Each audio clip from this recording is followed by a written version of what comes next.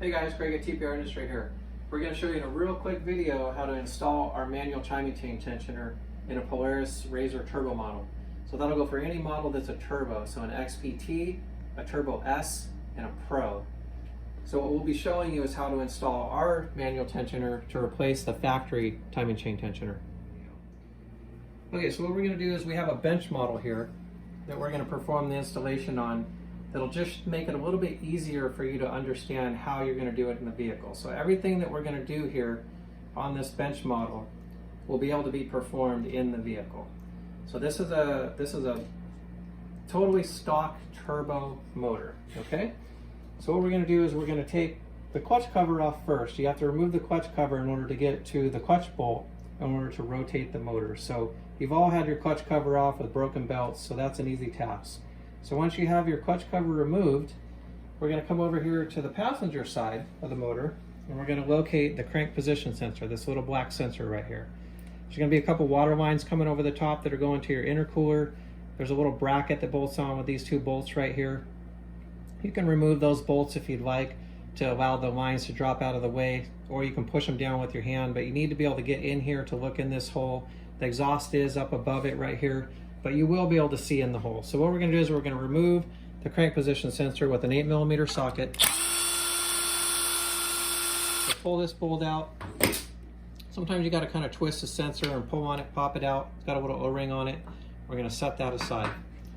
Okay, so what we're looking for inside this hole is there's the flywheel down there. So that rotates with the motor. And there's a couple of indicator marks on that flywheel that we're going to be looking for. There's 3 marks on there that you're going to see. There's a plus mark, a straight line, and an arrow. The one that we're looking for is the plus mark. So this is going to require 2 people to do this. You're going to have someone rotate the motor counterclockwise from the clutch. So when you're standing looking at the clutch, you're going to rotate the motor counterclockwise only. Do not rotate it clockwise, counterclockwise. Okay, so once you have somebody helping you rotate the motor, you're going to come over here and you're going to look in through the crank position hole and we're going to start rotating real slow. And now the motor might want to try to turn on its own a little bit. So there's the straight line right there. And when you're turning it, it might want to rotate on its own, kind of take off a little. That's okay. It's totally normal. So keep rotating.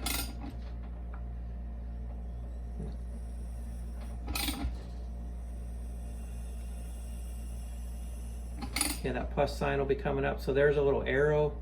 So after the arrow is the plus sign. So we're going to keep rotating.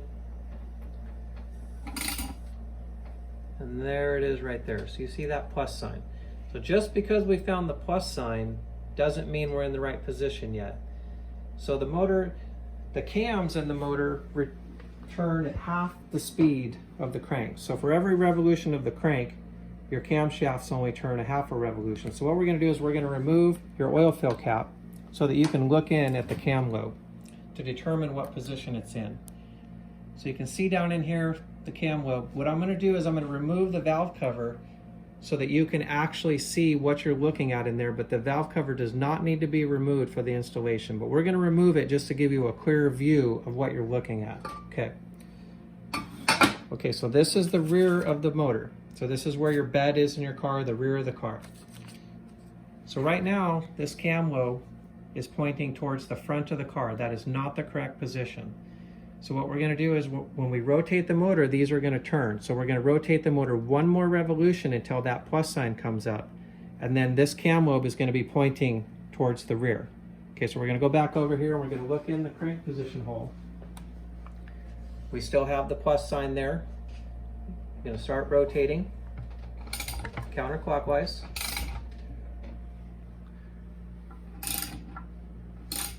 Now it kind of spun on its own. That's totally normal. There goes the arrow.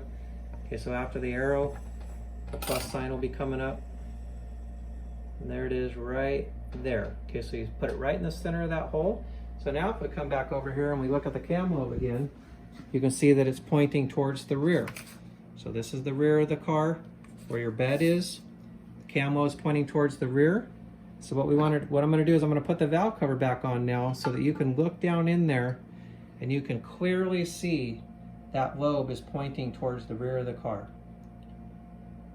Once you have it in this position where the lobe is pointing towards the rear, and you have that plus sign right in the center of that crank position hole, now we're ready to install your TPR manual timing chain tensioner.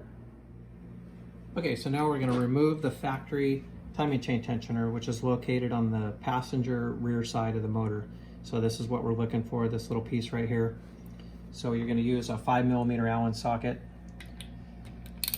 Let me get in here, just loosen these guys. It's going to want to kind of spring out as it's coming out. That's totally normal. That's how it's pushing out like that. Just kind of do the bolts evenly. It's a little bit harder to do in the car. You got stuff to work around. Basically just remove these guys all the way out. So it kind of pushed out there. So that's what the factory one looks like, just like that. All right. So we're going to put that over here. So what we're going to do is we're going to grab our TPR manual tensioner. So one of the nice features about our tensioner is it uses an O-ring. So the factory one uses a gasket. Usually the gasket will stick to the tensioner when you pull it off, but if it doesn't, if the gasket is stuck onto the cylinder right here, you need to get all that gasket material off so it looks just like that. And then you do not need to use a gasket with ours. It has an O-ring. So just make sure the O-ring is seated in the tensioner. Okay? So you're gonna get it just like this. So it's gonna be a little bag here, so you can open her up.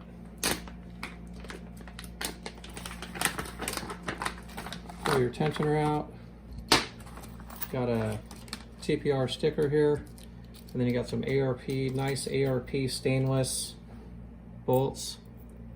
Okay, so how the tensioner works is it's got a threaded knob, a knob that's knurled on it, and the shaft is threaded. So as I'm turning it, you can see it moving out here. So when we install it, we want it all the way out. So this to be seated all the way back. So you're going to turn it so it's seated all the way back like that. And then make sure that the nut is spun back pretty far too, like this.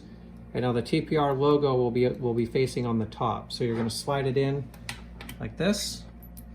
Okay, you're going to take your two ARP bolts. You're going to put a little dab of Loctite on them, so either blue or red. We're not going to do it for the video, but just put some Loctite on them. And then you're going to install them. And now these use an 8mm socket. So you're going to screw these in.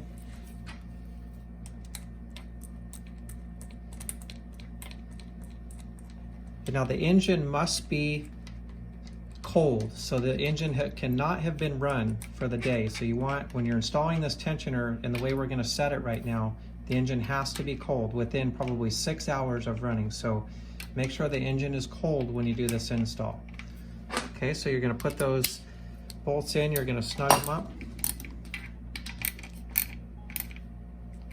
Okay, and then you're going to torque them to 11 foot-pounds. Okay, so 11 foot-pounds. And I know it's a little harder to get in there in the car, but you can get a torque wrench in there. So torque them to 11 foot-pounds, just like that.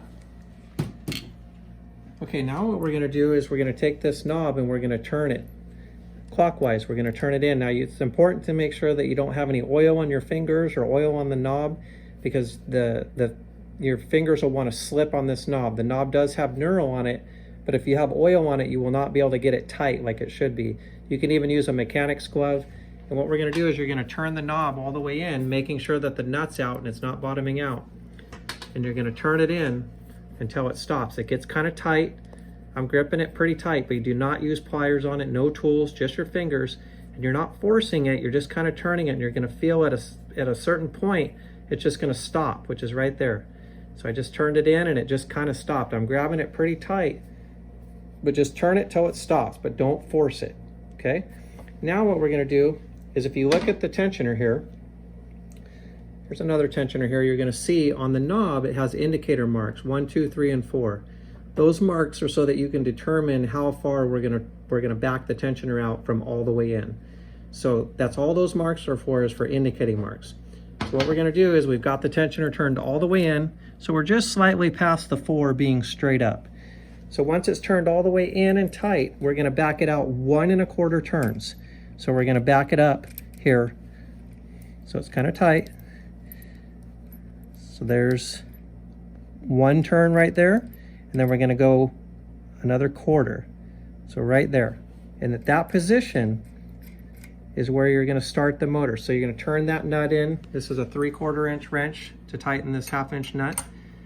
And this nut needs to be fairly snug. Don't force it. It doesn't need to be super tight. Just put a nice little snug on there like that. Okay, so from this point, now you can go ahead and put the motor all back together. You're going to put your crank position sensor back in, you put your clutch cover on, put your oil fill cap back on. And once you have everything set, now you're going to start the motor. You're going to let it run, and you can actually leave your tensioner set at the point where we set it, and it will be good. But if in a later date you want to readjust your tensioner, we recommend doing it about every 500 to 750 miles, depending on how hard you drive. The tensioner can be readjusted with the motor running and hot. So what you're going to do is, with the motor running at temperature, after the motor's run for at least 20 to 30 minutes, the fans have come on and cycled, the engine's hot, all you're going to do is you're going to loosen this nut with the engine running. You're going to loosen the nut and back it off, and with it running, you're going to turn the tensioner all the way in, the same way we did just installing it this first time. But you're going to need a mechanic's glove because this knob's going to be hot. It won't burn you, but you're not going to be able to grab onto it and hold onto it. So you're going to want to put a glove on, and you're going to turn it all the way in the same way as what you did here in this video, except the difference is with the motor hot and running, you're going to turn it all the way in, and you're going to back it out 3/4 of a turn. And that's going to be your set point. So every 500 to 750 miles, you can readjust your tensioner with it running. You do not have to go through this process again. This process is only for installing it for the first time. And after that, it's a simple 5-minute adjustment. And from there, you should have good luck with your tensioner and no failures like the factories.